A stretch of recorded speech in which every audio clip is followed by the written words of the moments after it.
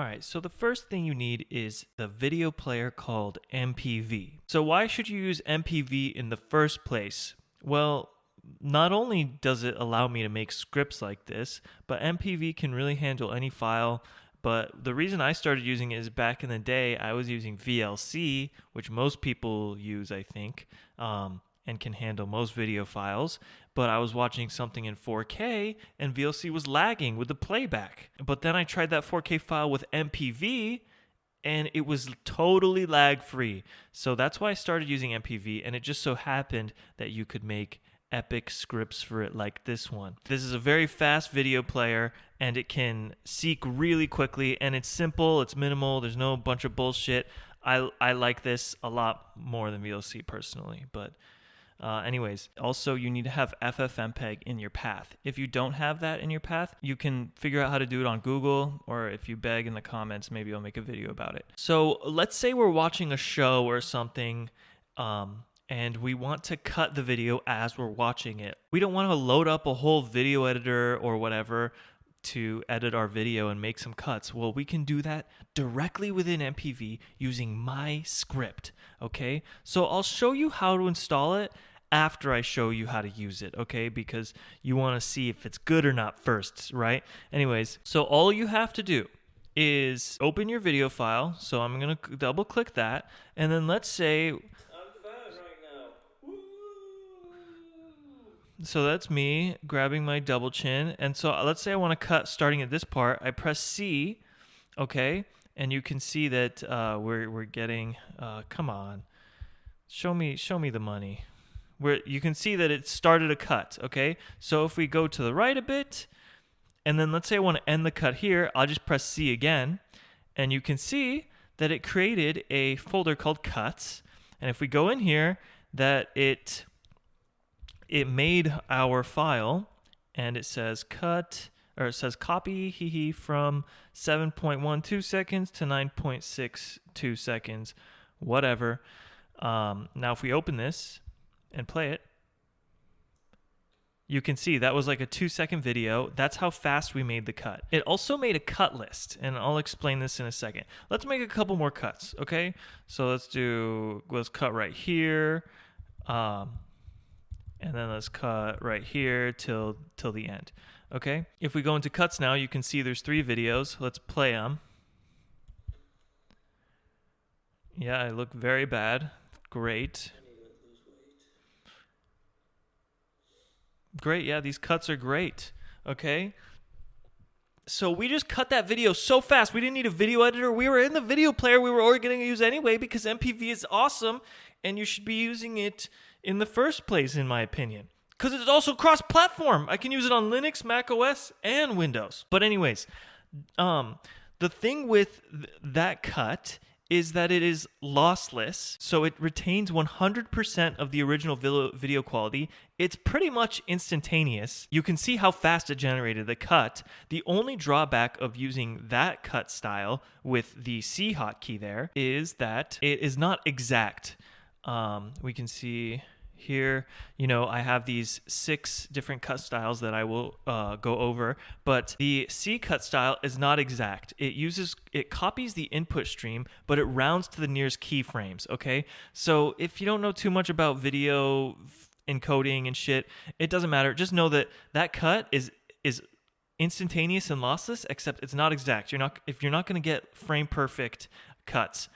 So if you want frame perfect cuts, you should instead re-encode the video. But this option sort of depends on how powerful your computer is, how difficult the video file is to decode, and how big it is, like resolution-wise. And it depends on many things, because if it's a really huge video and you're making a really long cut, this option will take a long time. So since I'm going to be making a really small cut here, I'm going to do the encode option. So I'm going to press E, and then I'll play for a bit.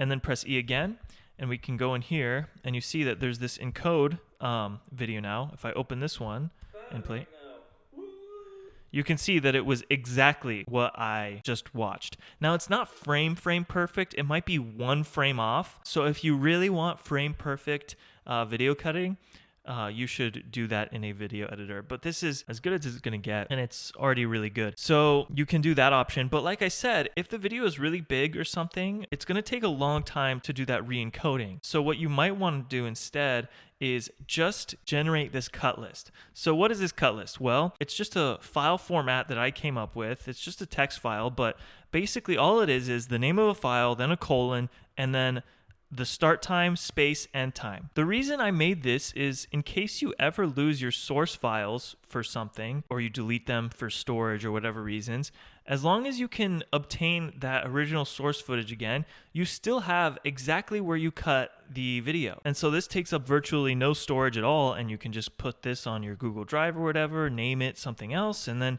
you're good to go. And then I wrote a script, an accompanying script that will actually process these and make the cuts for you, provided you do actually have the source footage itself. The other use case for this is if you do want a near frame perfect cut, but your computer is a little on the slow side or something, and it's going to take a long time, you don't want to be going into a video and then making a ton of different re-encode cuts, because then you'll have a bunch of different FFmpeg processes running and your computer is going to slow down. So what you probably want to do instead is only generate the cut list text file. And then once everything is said and done, maybe leave your computer on overnight or something as you run the script that will actually make those cuts. So I'll show you this now. If I press L, you can see it still starts a cut. And then if I go a little further, press L again, you can see that we only have 4 cuts in here, but in here we have 5 cuts. And this is the cut I just made. Okay, how do you actually get this to make the cuts again?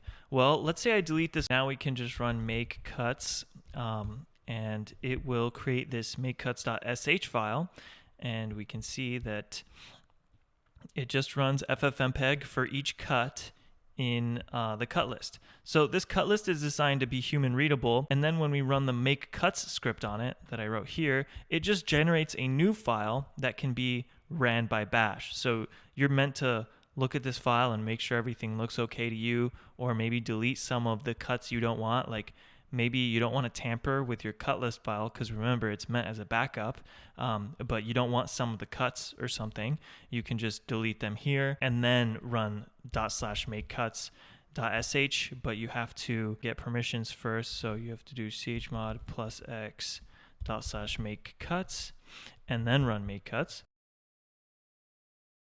And you can see it created the cuts folder, and then inside of here is everything, and it works fine. I'm going to use for the test. I'm fat right now. What was I doing? I need to lose weight. Those are the 3 options: the copy, encode, and list cuts.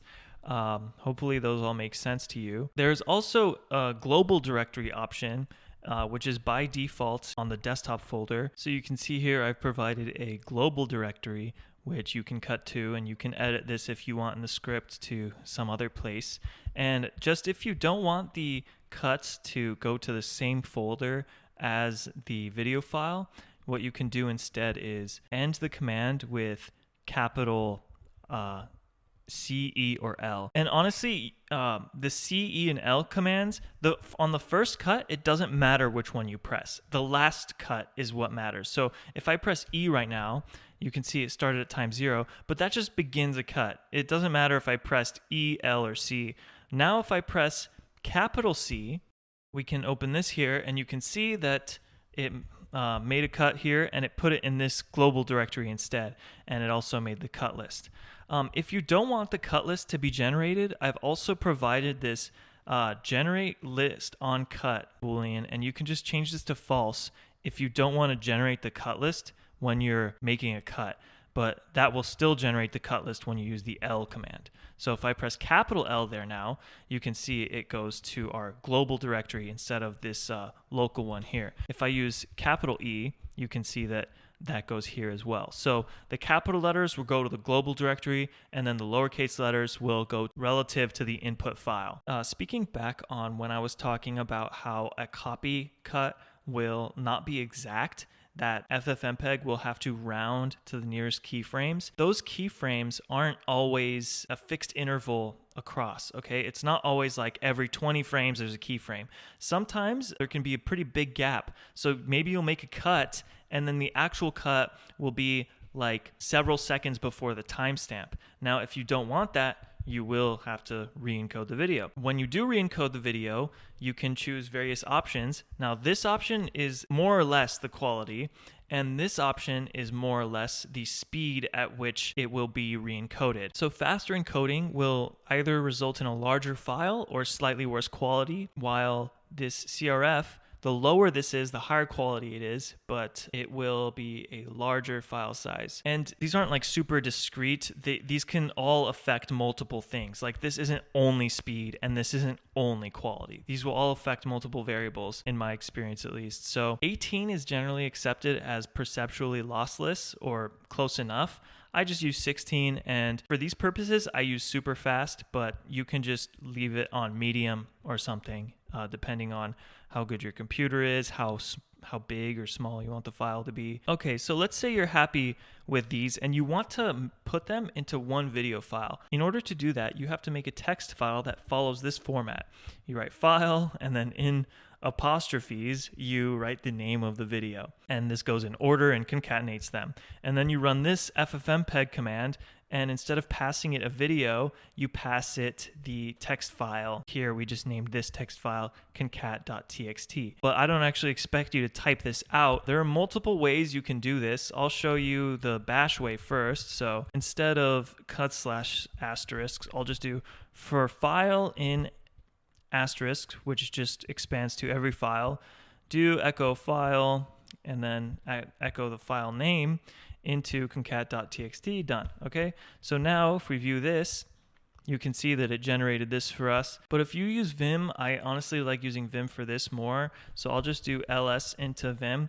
But if you're using vanilla Vim, you have to put a dash. I'm using NeoVim, and I aliased V to NeoVim, so all I have to do is this. So I'm just going to press enter now. We've LS'd into NeoVim, and then I'm just going to do a global substitution, and I'm going to substitute everything, and I'm going to do file apostrophe and then ampersand, which will paste whatever matched pattern here, and then another apostrophe, press enter, and then I need to write quit into concat.txt. It doesn't have to be named that. Normally I would just name it like F or something, but for the sake of clarity, I'm naming it concat.txt here. So we see our file gets created there. So, you know, two ways to do it. You can use bash or Vim or whatever solution. I don't know. If you're on Windows, good luck, I guess. I could write a Python script that does it for you, but I don't have sympathy for you if you're using Windows, so you can just install WSL and learn the tools. Let's say you want to concatenate these now, you have to run this command. So I would recommend you, if you're going to get into this sort of stuff, it helps to be able to write these commands out on your own without needing to copy them from a source every time, at least in my opinion. So I'm just going to do it myself. So ffmpeg-f concat-save 0. Don't totally know what those options do, but it doesn't matter. -i concat.txt-c copy. And then the name of the out file, we'll do out.mkv. And we can see our result here. Let's view it. Test I use for the test. I'm fat right now. Woo! I need to lose weight. Fat right now. Woo!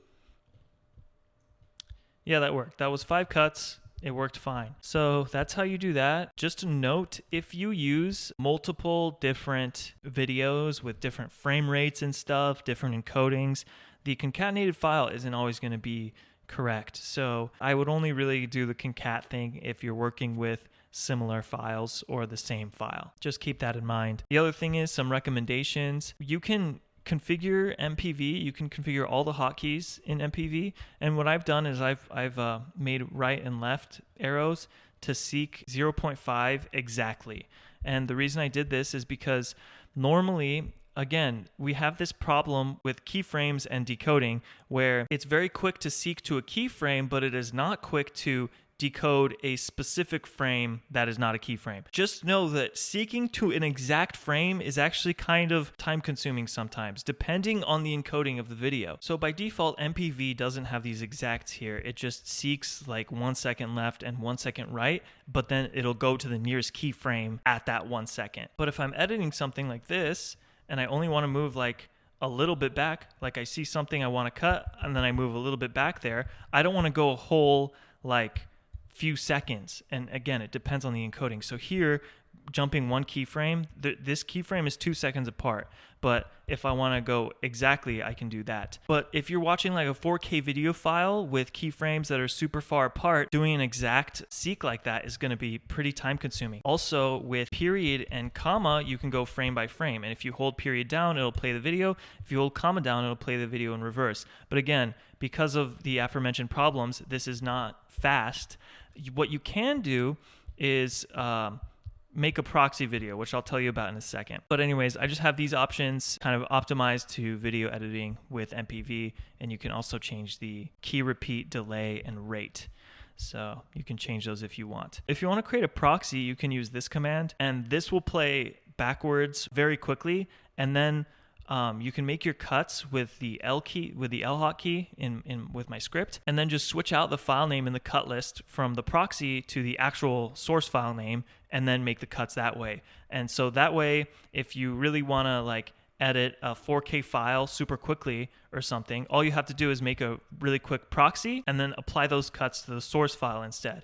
But I won't show you how to do that in this video. If someone asks me in the comments, I'll be clear about it. Or you can just read this. I did a pretty good job writing this up. So now let me show you how to install the script. Actually, it's really easy. Well, obviously you have to have MPV installed first. If you're on Mac OS, you have to put the script in this folder. If this folder doesn't exist, you have to create it. All you have to do is click cut.lua here, click raw, okay? And then Command S, save as, and save it to this folder. Okay, so that's how you install that. Same on Windows. Just go to this folder, put this cut.lua file in there, okay? And if you want to use make cuts, just read this document, okay? I documented it. All right, you just add a folder you add it to your path, okay? That's it. So I know that might have sounded a bit complicated right now. So let's just do a recap, okay? It's easy. You view your file, you make a cut, you make some cuts, C.